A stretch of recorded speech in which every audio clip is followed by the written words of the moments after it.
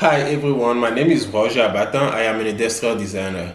If you like to design things, you like to 3D print, this is absolutely the right place to be. The main reason why I created this YouTube channel is because I am a very big believer in 3D printing.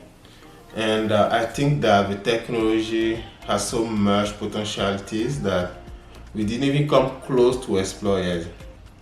So my goal on this YouTube channel is to take on new challenges and see how far I can take them using 3D printing. I hope that's something that you will be curious about learning and see how I'll be proceeding with projects. There is probably someone somewhere out there who just needs a piece of information from my content to be able to do a project or complete a project. That's why I asked you guys to share my content with your relatives and people you think may be interested in this type of video.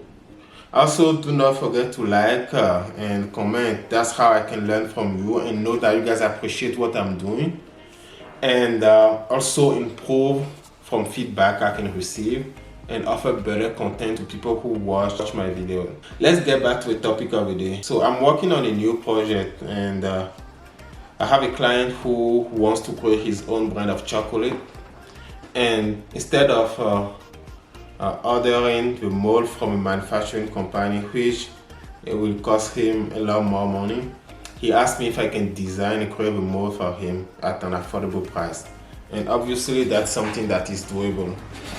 So I'll show here on the videos how I was able to take on the client idea concept and create the chocolate bar design he wants, 3D printing to have a representation of that.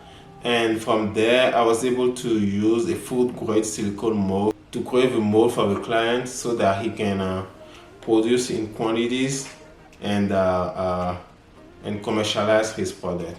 That was a very fun process for me, and I really enjoyed doing that. And I hope you guys will also enjoy watching the process, and for those who want to implement this, feel free to do so too. Without wasting too much time, let's get into the project.